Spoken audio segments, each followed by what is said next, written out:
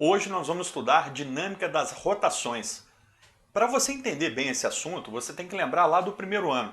No primeiro ano, nós estudamos movimento circular uniforme, ou seja, uma partícula girando em torno de um centro.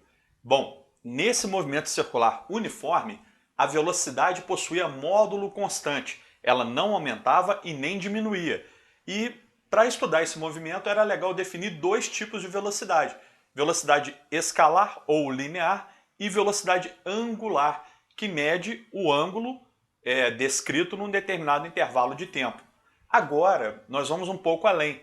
Para estudar a dinâmica das rotações, nós vamos levar em conta a massa do ponto material em estudo, a distância que essa massa está em relação ao centro do giro, ou seja, num determinado instante, qual é o raio desse giro, né? Raio é a distância da extremidade, da periferia, né, até o centro. Então aqui nós vamos ter que estudar a massa e o raio, ou a distância até o centro do giro. E vamos levar em conta também as duas velocidades, velocidade escalar e velocidade angular desse móvel. Então a partir de agora eu quero que você comece a entender o seguinte: essa matéria ela tenta estudar a dificuldade de promover um giro, a dificuldade de rodar, a inércia da rotação. Com isso, nós vamos estudar o momento de inércia. Você deve lembrar, já deve ter visto esse tipo de figura aqui, ó. Um equilibrista, né, usando a vara de equilíbrio, que tem uma grande massa afastada do corpo do equilibrista. Essa quantidade de massa relativamente grande para cada lado deixa difícil, mais difícil, né, o giro para cada um desses lados. Por quê? Porque olha só, você tem aqui uma quantidade de massa puxando o equilibrista para esse lado, a mesma quantidade puxando para o outro. O efeito combinado dessas duas massas melhora o equilíbrio desse artista. Por quê? Porque aumenta o momento de inércia desse corpo. Ou seja, massa mais distante de um centro é mais difícil de girar. Acontece o mesmo aqui com a patinadora. A patinadora de patinação no gelo, por exemplo, com os braços abertos e girando, ela gira lentamente. Velocidade angular ômega baixa. Se ela fechar o braço, os braços, né, e mesmo sem dar um novo impulso, sem pegar um novo torque ou um momento, né, sem nenhuma força externa atuando, só da bailarina fechar os braços, ela gira mais rápido, gira com maior velocidade angular. No caso aqui, ômega 2 maior do que ômega 1. Para você começar a estudar isso, precisamos definir o momento de inércia, ou seja, a dificuldade de girar um corpo em torno de um centro. Imagina um ponto material de massa m a uma distância r, né, que é o raio, até um centro de giro. Esse corpo girando possui momento de inércia, grandeza física escalar, definido como m vezes r ao quadrado. E a unidade do momento de inércia é o quilograma vezes metro ao quadrado. Cuidado, não é quilograma por metro quadrado, é quilograma vezes metro quadrado. A unidade vem da definição do momento de inércia, que é mr ao quadrado. Então o momento de inércia está relacionado com a dificuldade de uma determinada massa girar em torno de um ponto. Essa matéria, ela não leva em conta apenas a massa do corpo, ela leva em conta a distribuição dessa massa até o centro de giro. Porque olha só, efetivamente, a bailarina possui a mesma massa nesta situação inicial, onde ela gira lentamente, e na situação final, onde ela gira mais rápido. É a mesma massa, mas a distribuição dessa massa em relação ao eixo de giro, ao ponto onde você define aqui o raio, né? A distribuição dessa massa modificou-se e aí a velocidade dela se modifica. Uma outra definição muito importante nesse assunto é o momento angular. Momento angular de um ponto material. Aqui no ensino médio estudamos apenas pontos materiais, né? São pontos que têm a dimensão desprezível e têm massa. Então o momento angular já é uma grandeza física vetorial, definida da seguinte maneira. Imagine um plano, aqui nesse exemplo poderia ser um plano horizontal, com uma partícula girando em torno de um ponto. Essa partícula tem velocidade tangencial v, velocidade tangencial, que é escalar ou linear. A velocidade que vem no velocímetro de um carro, por exemplo, é essa aqui, ó, velocidade v. E associado a esse giro, tem a velocidade angular ômega, que é dada pela regra da mão direita. Você apoia a sua mão sobre o plano, gira seus dedos no sentido do movimento do móvel e o dedão dá o vetor velocidade angular. No caso aqui, perpendicular para cima da folha do papel ou do plano onde acontece esse giro.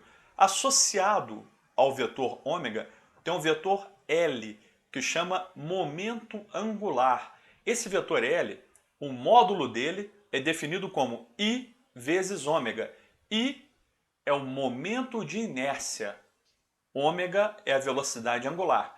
Se você conseguir lá do primeiro ano lembrar uma coisa que chama quantidade de movimento, que é m vezes v, massa vezes velocidade, você vai conseguir entender bem isso aqui que eu estou te falando. Para rotações, o momento angular é o análogo do momento linear ou da quantidade de movimento de uma translação. Lá na translação, você tinha assim, ó, Q igual a mv, massa vezes velocidade. Aqui no giro, L, momento angular, é igual a I vezes ômega. I, momento de inércia, ômega, velocidade angular.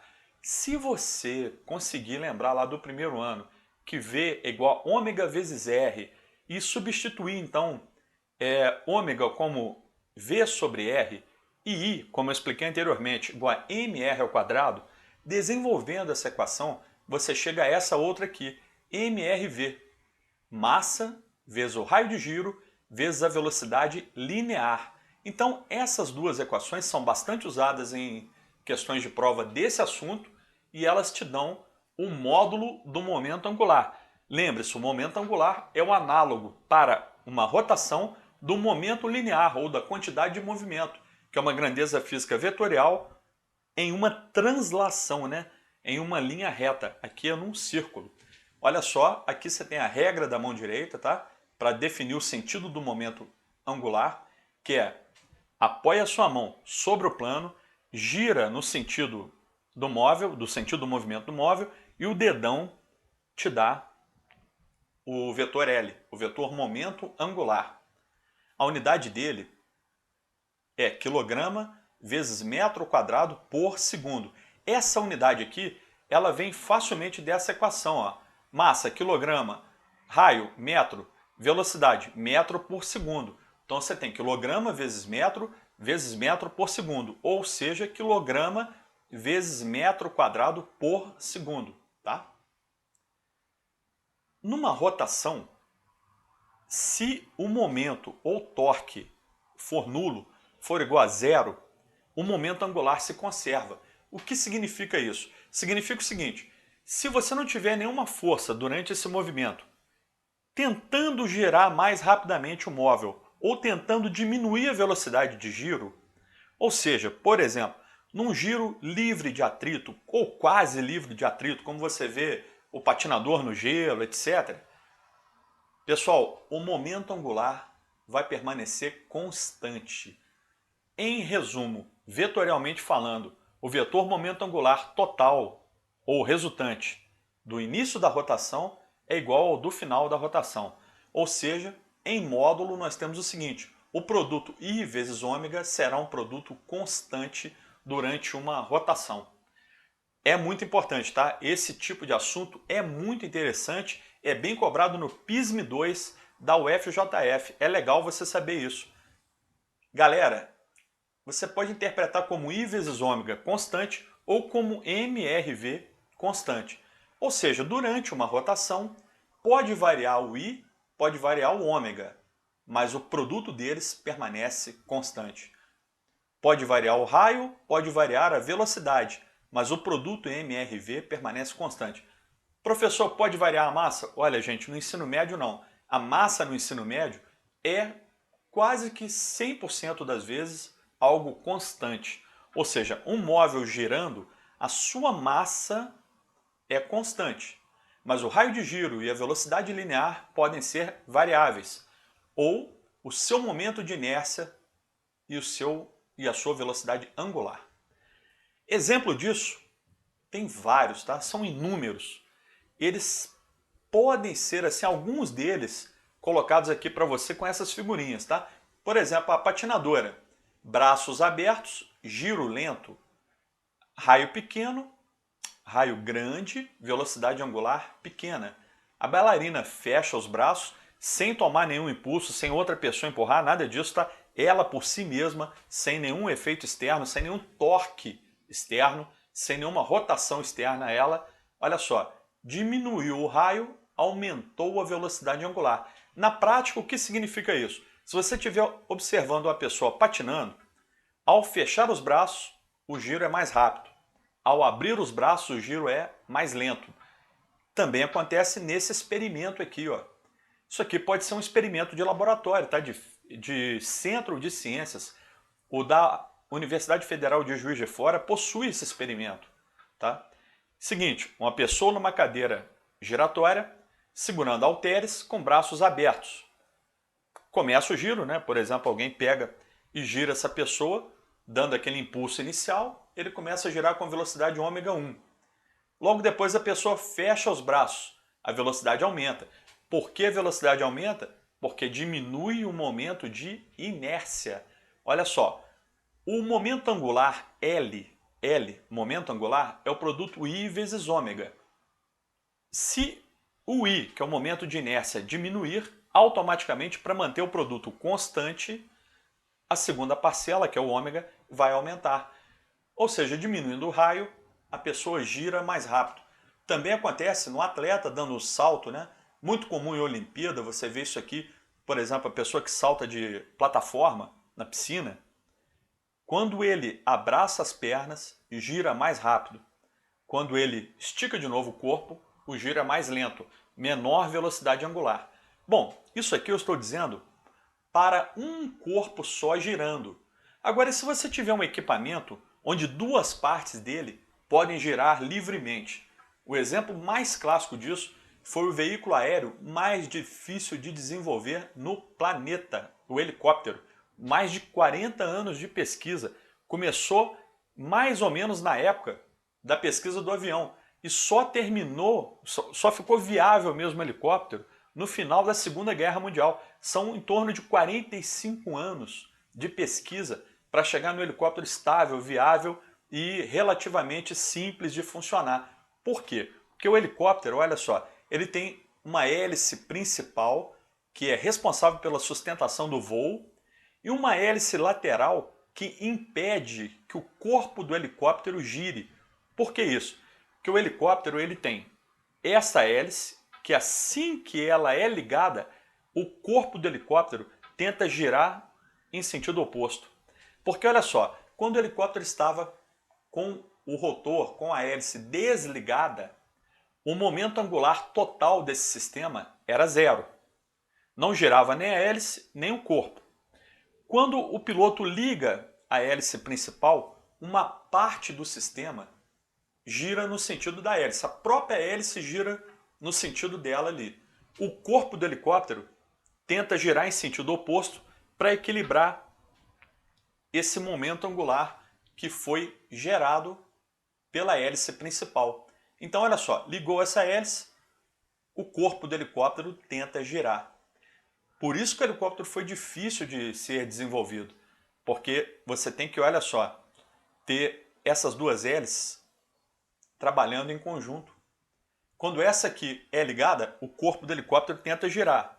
Aí a hélice lateral tenta colocar no helicóptero um momento angular oposto ao da hélice principal, de tal modo que um momento angular anule o outro, ou equilibre o outro.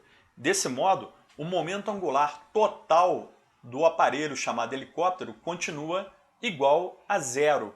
Claro que os seus componentes têm momentos angulares diferentes de zero. Essa hélice aqui tem um momento angular I vezes ômega, essa outra tem outro momento angular I vezes ômega. Mas, marcando aqui no helicóptero os vetores momento angular gerado por essa hélice e por essa, dá um momento angular total igual a zero. Outra coisa que você pode verificar isso é com furadeira. A furadeira ela tem que ser pesada. Por quê? Porque quando você aciona a broca gira num sentido e o corpo da furadeira gira em sentido oposto, ou tenta girar em sentido oposto. Você coloca a sua força ali, mais a própria inércia da furadeira, que ela é um equipamento pesado, você anula a rotação total desse corpo chamado furadeira. Uma parte dela gira, que é a broca, a outra parte tenta girar e você impede. E desse modo, a furadeira continua estável na sua mão. Então, de maneira geral, isso aqui, pessoal, é muito cobrado em prova que cai esse assunto. Esse assunto, conservação do momento angular, é muito interessante e é bem cobrado em prova. Basicamente é assim, uma parte de um sistema gira num sentido, a outra tenta girar em sentido oposto para equilibrar e dar um momento angular total igual a zero.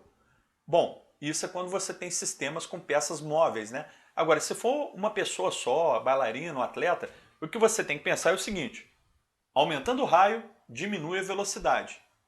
Diminuindo o raio, aumenta a velocidade. Galera, é isso. Por hoje é só. Muito obrigado pela atenção e até a próxima aula.